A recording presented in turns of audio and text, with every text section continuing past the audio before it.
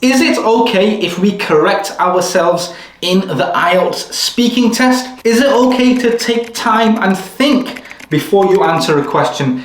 And will we get more marks if we give longer answers? Well, these are just some of the questions that we will discuss in this video. So let's begin. Now, in this video, we will look at some of the things that you should do in the IELTS speaking test. And the information from this video can be found on this article from the British Council website. So I will leave the link in the description below. And let's move on to the first thing that we should do for the speaking test, and that is to warm up. So what is warming up? Well, warming up is like when you go to the gym and you stretch before you start your workout. Warming up is when you watch a football match and you see these footballers just passing the ball around, kicking the ball, just going for a light jog before the actual match begins. And this is what we should do before our IELTS speaking test. So according to this article, at least 24 hours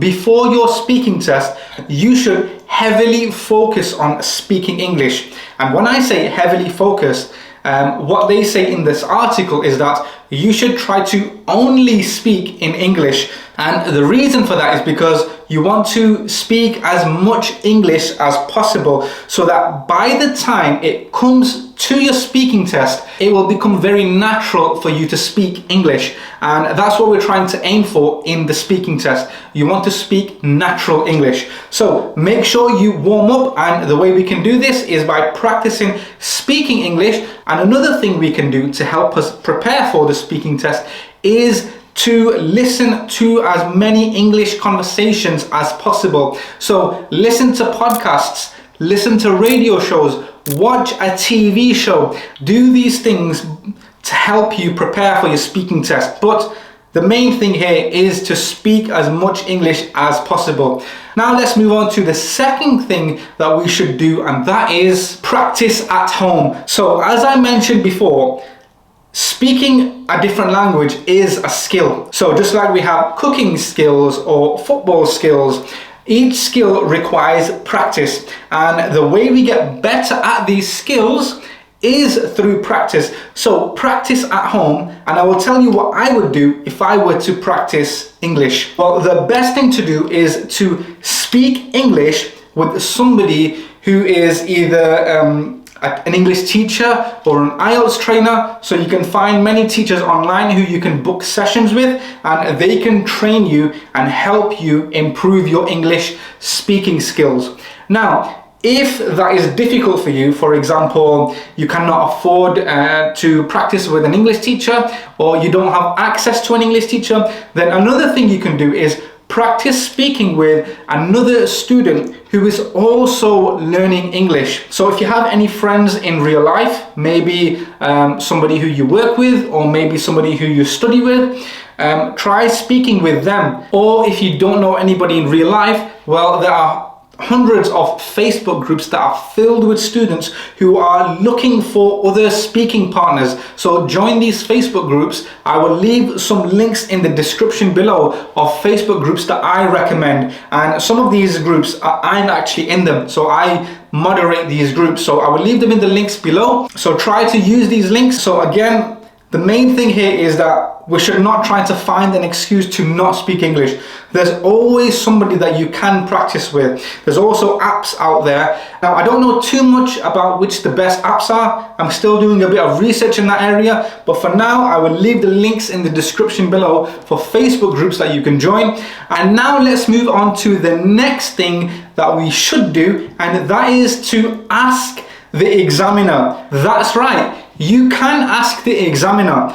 Many students don't know this, but if you do not understand something, you can ask the examiner. So you can ask the examiner to repeat the question. For example, you can say, "Is it okay if you repeat that question, please?" Or if the examiner asks you a question and there's just one word in that question that you don't know the meaning of, then you can ask the examiner, can you just explain what this word means? So the way I would ask the examiner, if I was a student in the exam, would be, is it okay if you explain what you mean by this word? And then the examiner will either explain or use a different word. So remember, we can ask the examiner to repeat or explain a word, but we don't really want to do this for every question. Really, you should just only ask if you genuinely don't know what a specific word means. Okay, don't try to do this for every question. And now let's move on to the next thing that we should do, and that is to extend your answers. This is an important one. So to extend your answers, that just means to give a little bit of extra information to when you give an answer. So we will look at some examples of how you can do this, but the main reason why we want to extend our answers is because we don't really want to give short answers. For example, if the examiner asks me, how many siblings do you have? I can just say 5. But that's a very short answer. How is the examiner going to assess my English if I just give a one-word answer? So we want to extend our answers. We want to give extra information in our answers. And there's 3 good ways we can do this. We can explain why, we can give an example, or we can explain the opposite side of the argument. So let's look at an example of what this might look like. So on your screen is our example question, which is, what can people do to reduce global warming? And here is our answer. I believe the best way to combat global warming is to reduce carbon emissions. So I've answered the question there. Now let's give an example. For example, if we live close to where we work, then we can walk there instead of driving there. So I've answered the question and then I've just given an example. Now let's look at another example of where we give the opposite side of the argument. Okay, so remember, I will answer the question, and then to extend our answer, I will just give the opposite side of the argument. So this is what that will look like. Let's use the same question. So what can people do to reduce global warming? So here's our answer. I believe the best way to combat climate change is to reduce carbon emissions. However, some people doubt this and they think that global warming is a natural cycle and humans cannot fix this issue. So again, in this example, I answered the question and then I added an extra sentence. I extended my answer by just giving the opposite side of the argument. I said, these people don't believe this and this is because, then I give extra information. Okay, so try to practice extending your answers at home. So extend your answers, but be careful with this. This one does take practice because we don't want to give very, very long answers. Okay, just one piece of extra information is fine. Don't try to give a whole speech just for one question. Answer the question, give one extra piece of information, and that's it. Okay, now let's move on to the next thing we should do, and that is to use intonation. This is something that I've mentioned many times in the past, but if you're new here or if you have not watched my previous videos, what is intonation? Intonation is where the pitch of our voice changes. So again, I will give examples of what this looks like. Now, in the English language, we use intonation when we speak. So let's look at this example, and this example will be me saying a sentence, and I want you to focus on the pitch of my voice. Okay, so listen carefully. His name is Adam Smith. That is a sentence, okay? Now I will say the exact same words and watch how the meaning changes. His name is Adam Smith. Can you see how my pitch is totally different? And because my pitch changed, this sentence, his name is Adam Smith, became a question. Okay? So again, focus on this. His name is Adam Smith. That's a statement. That's a sentence. His name is Adam Smith. That's a question. same words, but because of the intonation, the meaning changes. So how can we use intonation when we speak? Okay, so when we are talking about something that we feel strongly about, we should use intonation. So if the examiner asks you about your hobbies, we should say something like this: well, I love playing basketball. Basketball is amazing. The thing I love most about basketball is, and then tell them. Can you see how I said amazing? I love basketball, okay? I focus on stretching these words, okay? And you can do this with something that you don't like as well. So if the examiner asks you, which sports do you like? You can say, well, to be honest with you, I hate playing sports. I love going to the gym, but playing sports, oh, I hate playing sports, okay? I hate playing sports. So we just add extra emphasis. So we just focus on intonation. And a good way to practice this is by observing. So watching TV shows, as I mentioned earlier, by watching people speak, you will see how this is done. Okay, now you can listen to radio shows or podcasts like I mentioned in the past, but for intonation, I think watching people speak is probably the best way, because you can see people's facial expressions. You can see where they add emphasis using their mouth. So again, try to watch people speak English and then try to practice intonation. And if you're going to practice, try speaking about topics that you feel passionate about, things that you really like or things that you really dislike. Okay, now the next thing that we should do is focus on something that you love.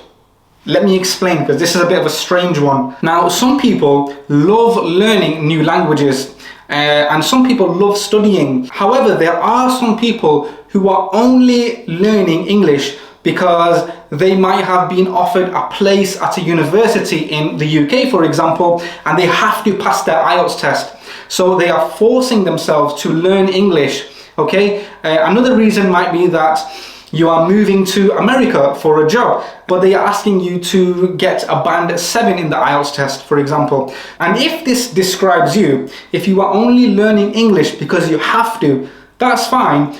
But what you should do is find something that you love and study around that topic. For example, if you love football, then watch football games and focus on the commentary. Listen to how they speak English in the commentary. Or if you like animals, for example, that's your favorite topic, then try to watch a documentary about animals and focus on the English in the documentary. And this can be applied to kind of anything. So what you want to do is find an area or a topic that you like and try to learn English around that topic.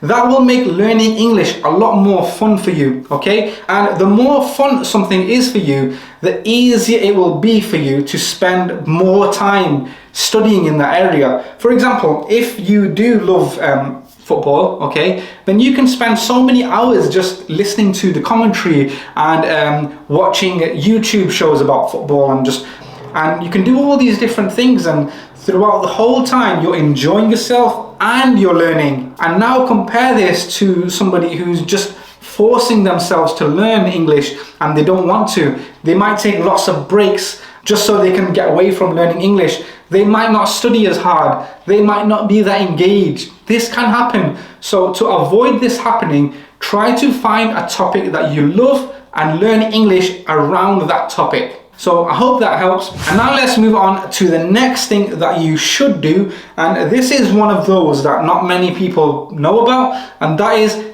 take time to think. So in the IELTS speaking test, especially in part 3, some of the questions might naturally make you think. That means that you will not be able to give an answer straight away. So for example, if I were to ask you right now, what can we do to raise awareness about climate change? The chances are that you probably will not be able to answer straight away and give a detailed answer. You might actually require a moment or two to think, okay? So in the speaking test, it is completely fine to take a moment to think about your answer. And if I was going to take a moment to think in the exam, this is how I would do it. So if the examiner asks me, let's look at this same question actually. What can we do to raise awareness about climate change? I might answer by saying, that's an interesting question.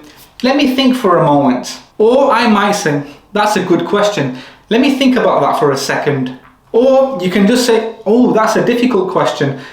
Or you can just say, I don't really know, to be honest, but I would probably say, and then give your answer, okay? So you can see how some of these examples, you're just letting the examiner know that you will take a moment to think. Now, be careful with this because you don't want to spend a minute or two just thinking, okay? It's just to give you a few extra seconds just to organize your thoughts, okay? Now, just like many of these things, the more we practice this, the better we will become at it, okay? Now, a couple of points for this though. You don't want to take a moment to think for every question, okay? It's only if you genuinely need a moment to think. And this, again, like I said, if it does happen where you need a moment to think, it will probably happen in part 3 of the speaking test. It won't happen in part 1, hopefully not. And that's because in part 1, you will be asked questions about yourself. So for example, you might be asked, how many siblings do you have? And you will not say to the examiner, that's a good question, let me think, because you will already know the answer to that. If the examiner asks you a question in part 1, such as, what are your hobbies? Again, you will already know the answer to that. So if you do need time to think, that will mainly happen in part 3. And now let's look at the next thing that we should do, and that is to correct yourself. So if you are speaking and you make a grammatical error, for example, or you've realized that you said the wrong word, don't be scared to go back and just change it, okay? I know many students think that if they correct themselves, then they are making it very clear that they've made a mistake and that might go against them. Or because they might think that, oh, I've just pointed out a mistake and the examiner will definitely know I made a mistake now. No, what will happen is that if you correct yourself, the examiner will know that you have corrected yourself, okay? So it will go for you rather than against you, okay? And this is something that even native English speakers do. We make mistakes when we speak. Think about yourself, for example. You will probably make a mistake when you're speaking in your first language. And if you do, you just correct yourself. It's completely fine. It's completely normal. And if you want more information about the things that we discussed in this video, you can click in the link in the description below. And if you've reached this far in the video, you should watch this video next, where I talk about the things that you should not do in your speaking test. And if this is your first time here, my name is Brick. I am a qualified English teacher and an IELTS trainer. And on this channel, we cover everything IELTS related. So if this is something that you're interested in, consider subscribing and I will see you in the next video. Bye-bye.